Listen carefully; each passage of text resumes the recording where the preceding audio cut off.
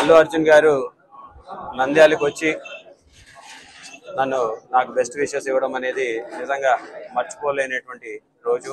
ఎందుకంటే సాధారణంగా వారి సినిమా ఫీల్డ్లో ఇప్పుడు పుష్ప 2లో బిజీగా ఉంటున్న సమయంలో కూడా అదే పనిగా ఒక మిత్రుడి కోసం దగ్గరగా 300 కిలోమీటర్లు వన్ వే, అంటే దగ్గర 600 కిలోమీటర్లు ట్రావెల్ చేసి కేవలం నాకు బెస్ట్ విషెస్ చెప్పడానికి రావడం అనేది నిజంగా మర్చిపోలేనటువంటి అంశం.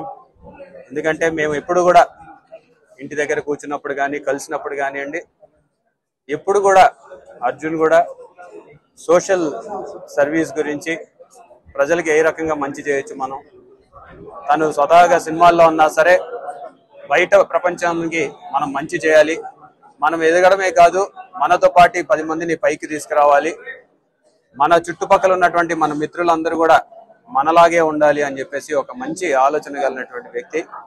దగ్గరగా 10-12 సంవత్సరాల నుంచి ఇద్దరం కూడా కలిసి తిరుగుతున్నాం, మంచి మిత్రులం.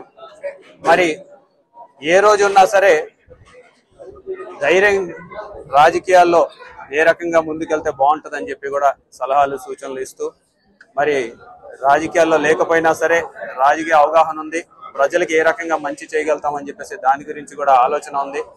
మరి ఇలాంటి ఆలోచన గల వ్యక్తులు చాలా అరుదుగా ఉంటారు. మరి అందులో నా మిత్రుడు ఉండడం అనేది నిజంగా చాలా సంతోషకరం. చాలా మంది మీరు చూశారు, గతంలో కూడా 2019లో కూడా ట్వీట్ చేయడం, మరి ఈరోజు అప్పటి నుంచి 5 సంవత్సరాల నుంచి కూడా నాకు ఎక్కడో మనసుకి వెల్తిగా ఉంది, నేను ఖచ్చితంగా నంద్యాలకి రావాలి అని చెప్పేసి ఎంచుకోవడం. వాస్తవంగా అయితే నేను కూడా, ఎందుకంటే తన బిజీ షెడ్యూల్లో తనకున్నటువంటి కమిట్మెంట్స్ వల్ల రాలేడులే అని చెప్పేసి నేను కూడా ఏ రోజు పర్స్యూ చేసేవాడిని కాదు. అయినా సరే గుర్తుపెట్టుకొని అదే పనిగా మిత్రుడి కోసం ఇంత దూరం రావడం అనేది తన వ్యక్తిత్వం ఈరోజు ప్రజలందరికీ కూడా తెలియజేస్తుంది. మరి థ్యాంక్స్ అలాట్ బన్నీ. నిజంగా మేమందరం కూడా కూర్చున్నప్పుడు ఒకటే అనుకుంటాం, మిత్రులందరం కూడా ఏ ఫీల్డ్లో ఉన్నా సరే దాంట్లో బాగా చేయాలి, మంచి పేరు సాధించుకోవాలి అని చెప్పేసి ఇప్పుడు తన ఫీల్డ్లో నేషనల్ అవార్డు సాధించేసి మన ఆంధ్ర రాష్ట్రానికే గర్వకారణమైనారు. మరి అదే విధంగా మిగతా మిత్రులందరం కూడా ఎవరి రంగాలలో వాళ్ళు ఉన్నత స్థాయికి చేరాలి అని చెప్పేసి తను కోరుకుంటూ ఉంటాడు.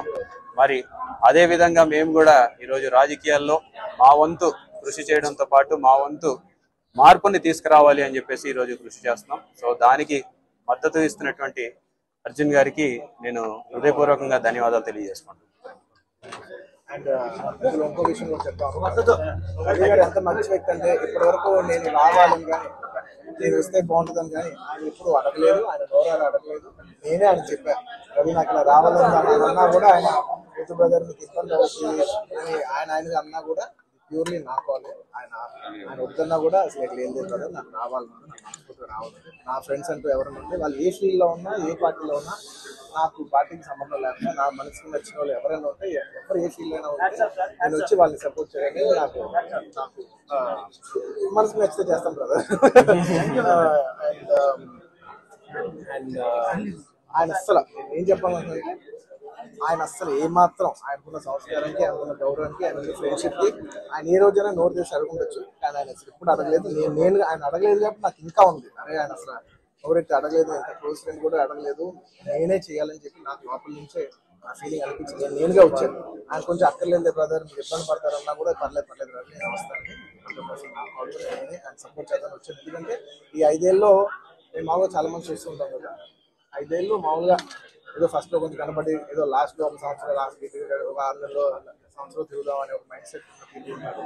కానీ రవి గారు అలా కాకుండా 4-5 ఏళ్ళు ఆయన మొత్తం ఆయన ప్రాణం, ఆయన మనసంతా కూడా ఆయన నియోజకవర్గం మీద ఉంటే నాకు అర్థమవుతుంది ఎంత అంటే ఒక కష్టపడి పనిచేసే పర్సన్కి అవతల పర్సన్ కష్టపడి నాకు తెలిసిపోతుంది. ఇంత సిన్సియర్గా చేసే మనిషికి 100% నేను నిజంగా నేను ఇంకెవరి గురించి నేను ఇంత గ్యారంటీగా చెప్పలేదు, ఈ వ్యక్తి ఇంత కష్టపడ్డా నేను దగ్గర నుంచి కళ్ళారా చూశాను కాబట్టి నేను చెప్పలేదు. అలాంటి మా రవి గారు ఇలాంటి ఎన్నెన్నో విజయాలు సాధించాలని మనస్ఫూర్తిగా కోరుకుంటూ, అండ్ అలాగే ప్రజలందరికీ మంచి జరగాలని కోరుకుంటూ సెలవు.